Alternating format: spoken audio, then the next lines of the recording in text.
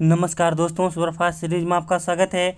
तो चलिए आज हम आप लोग के लिए एक नया सीरीज का आगाज़ करने जा रहे हैं, वह भी साइंस का। क्योंकि देखिए आप लोग को बिहार बीएड इंट्रेंस में जीके में जो है 40 क्वेश्चन आता है, जिसमें 18 से 20 क्वेश्चन जो है साइंस का रहता है। वैसे तो देखिए साइंस का क्वेश्चन बउआ लेवल का ही रहता है, मगर कभी कभी अच्छा स्टूडेंट से भी जो है बउआ लेवल का क्वेश्चन गलत हो जाता है। इसीलिए हम चाहते हैं कि आप लोग से एक भी क्वेश्चन मिस ना हो और आप लोग जीके में पूरा 40 में 40 स्कोर करके आइए और फुल्ली गवर्नमेंट कॉलेज लीजिए, ठीक है। तो चलिए आज के इस सीरीज का आगाज़ करते हैं। और जो लोग अभी तक हमारे चैनल पे नए हैं, प्लीज़ चैनल को सब्सक्राइब कर लीजिए। और जिन लोगों को हमारा ये सीरीज अच्छा लगे, प्लीज़ वीडियो को लाइक कीजिए और हमें कमेंट करके फीडबैक दीजिए, क्योंकि आपके फीडबैक से ही हमारा मनोबल बढ़ता है और भी आगे इस तरह के हम सीरीज लेके आप लोगों के लिए आते हैं। तो चलिए इस सीरीज का आगाज़ करते हैं, देखते हैं पहला पॉइंट क्या है। देखिए पहला पॉइंट है कि प्रकाश संश्लेषण की क्रिया सबसे अधिक लाल प्रकाश में होती है। तो देखिए वैसे तो यह नया क्वेश्चन नहीं है, क्योंकि हम जीके जीएस हल्का सीरीज में हम कई बार यह क्वेश्चन बता चुके हैं। और जो लोग नहीं हैं आप हमारे प्लेलिस्ट में जाइए और जीके जीएस हल्का सीरीज का सभी वीडियो देखिए, और वह वीडियो आपके लिए बहुत ही हेल्पफुल होगा। तो चलिए आज के इस सीरीज का और आगे बढ़ाते हैं। देखिए प्रकाश संश्लेषण की क्रिया और सबसे कम किस में होती है? बैंगनी प्रकाश में होती है। देखिए प्रकाश संश्लेषण जो है क्लोरोप्लास्ट में होता है, और क्लोरोप्लास्ट में कौन सा तत्व पाया जाता है? मैग्नीशियम पाया जाता है। और देखिए कुछ पौधे ऐसे हैं जो रात में भी उसमें प्रकाश संश्लेषण होता है, जैसे पीपल का पौधा, नीम का पौधा, तुलसी का पौधा। तो इन सब में जो है रात में भी प्रकाश संश्लेषण होता है। अब चलिए आगे देखते हैं कि देखिए दलहन के पेड़ में जो है राइजोबियम नामक जीवाणु पाया जाता है, ठीक है। और भी आगे देखते हैं, पौधे देखिए नाइट्रोजन को नाइट्रेट के रूप में ग्रहण करते हैं, ठीक है। अब आगे है कि पौधे में जल तथा खनिज लवण का संचालन जो है जाइलम द्वारा होता है, और पौधे में खाद्य पदार्थ का जो है संचालन फ्लोएम के माध्यम से होता है, ठीक है। अब आगे देखते हैं, आत्महत्या की थैली देखिए किसे कहते हैं? तो आत्महत्या की थैली जो है लाइसोसोम को कहते हैं। अब देखिए प्रोटीन की फैक्ट्री किसे कहते हैं? तो देखिए प्रोटीन की फैक्ट्री जो है राइबोसोम को कहते हैं। और यहाँ देखिए दोबारा लिखा गया है, ठीक है। अब आगे है कि डीएनए का संश्लेषण वाटसन एवं क्रिक ने किया था, ठीक है। अब आगे देखते हैं, सबसे पहले जिन की खोज किसने किया था? डॉक्टर हरगोविंद खुराना ने किया था। इसीलिए इन्हें जो है 1969 में नोबेल पुरस्कार मिला था। अब आगे देखते हैं कि बच्चे का देखिए, बच्चे का लिंग निर्धारण जो है पिता के गुणसूत्र पर होता है। अब गांव सब में देखिएगा कि बहुत सारी महिलाओं को जो है, अगर ज़्यादातर बेटी ही होता है तो उनके हस्बैंड उनको बहुत मारते पीटते थे।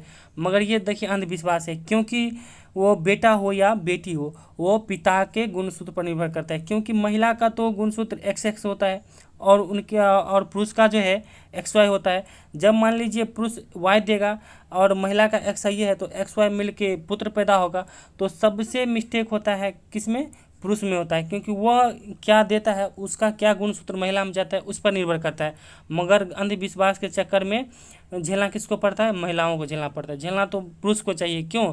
देखिए समाज धीरे धीरे शिक्षित हो रहा है और सभी चीज़ ठीक हो जाएगा और ये अंधविश्वास धीरे धीरे दूर हो जाएगा। अब चलिए आगे देखते हैं। आगे है कि मधुमेह रोग इंसुलिन की कमी से होता है, ठीक है। अब देखिए इंसुलिन शरीर में कहाँ बनता है? अग्नाशय में बनता है। दूध में विटामिन सी नहीं पाया जाता है। देखिए दूध एक ऐसा चीज़ है जिसमें विटामिन सी के अलावा सभी विटामिन पाया जाता है, ठीक है। अब आगे देखते हैं, मानव मूत्र में विटामिन सी पाया जाता है, ठीक है।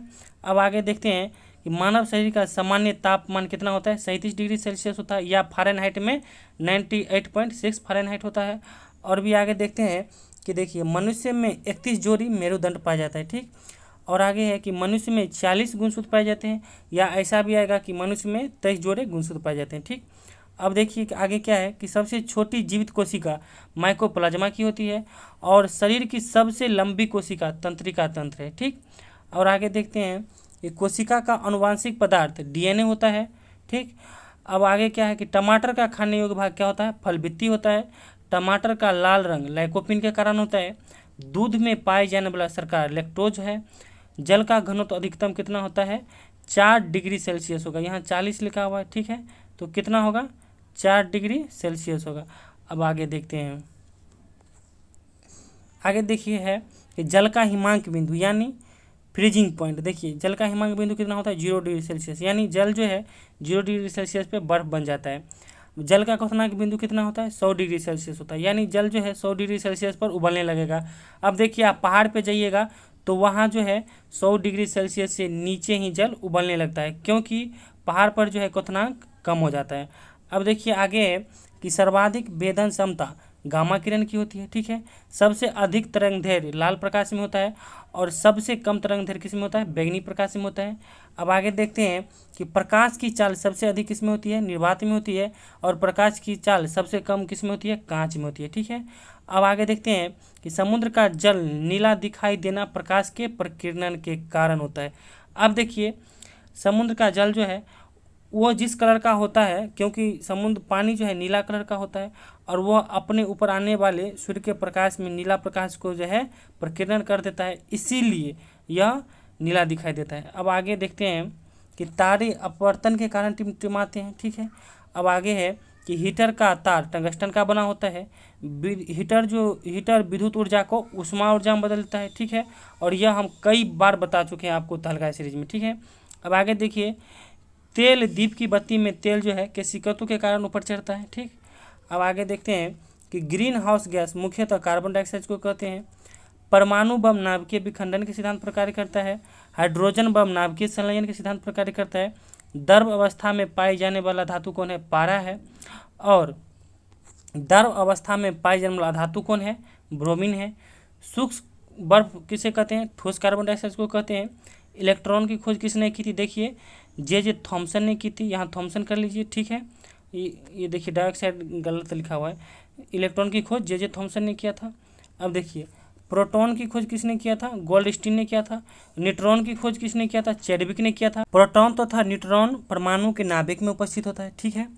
अब आगे देखते हैं कि परमाणु के नाभिक की खोज किसने किया था, रदरफोर्ड ने किया था। मार्स गैस जो है मीथेन को कहते हैं। अब आगे देखते हैं कि हीलियम जो है नोबेल गैस है। सबसे हल्की धातु लिथियम है। सबसे भारी धातु ओस्मियम है। सबसे कठोर पदार्थ हीरा है। और सबसे अधिक प्रत्यास्थ धातु कौन है, स्टील है, ठीक है। और देखिए सबसे कठोर धातु कौन होगा, प्लेटिनम होगा, ठीक है। अब देखिए आगे देखते हैं कि वायुयान के टायरों में जो है हीलियम गैस भरी जाती है। हंसाने वाली गैस नाइट्रस ऑक्साइड है।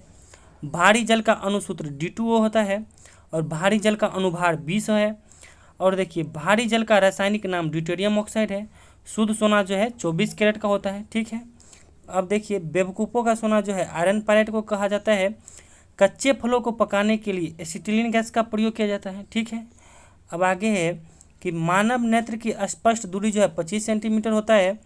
मानव नेत्र के रेटिना पर किसी वस्तु का प्रतिबिंब बनता है, ठीक है। अब आगे देखिए इसी में है कि निकट दृष्टि दोष में दूर की वस्तु नहीं दिखाई देती है और दूर दृष्टि दोष में जो है निकट की वस्तु नहीं दिखाई देती है। और आप लोग को बता दें कि निकट दृष्टि दोष में जो है अवतल लेंस का प्रयोग होता है और दूर दृष्टि दोष में जो है उत्तल लेंस का प्रयोग होता है। अब देखिए मानव नेत्र में कौन लेंस उपस्थित होता है, तो उत्तल लेंस होता है, ठीक है। अब आगे देखते हैं दलहन के पेड़ में राइजोबियम नामक जीवाणु पाया जाता है, यह तो ऊपर भी हम बता चुके हैं, ठीक है। अब देखिए गोबर गैस में मुख्यतः मीथेन गैस पाई जाती है। सोडा वाटर बनाने के लिए कार्बन डाइऑक्साइड का प्रयोग होता है, ठीक है। लोहा का सबसे शुद्ध रूप पिटवा लोहा होता है। हेमेटाइट जो है किसका अयस्क है, हेमेटाइट लोहा का अयस्क है। खाद्य पदार्थ में सबसे ज़्यादा लोहा हरी सब्जी में पाया जाता है। और देखिए आगे है कि रेफ्रिजरेटर में अमोनिया गैस प्रयोग होता है, ठीक है। और भी देखते हैं आगे कि थर्मोस्टेट जो है रेफ्रिजरेटर में एक समान तापमान बनाए रखता है। अंडे का आवरण कैल्शियम कार्बोनेट का बना होता है। एलपीजी का मुख्य संघटक प्रोपेन तथा ब्यूटेन है। एलपीजी में गंध के लिए मिथाइल मरकैप्टन मिलाया जाता है।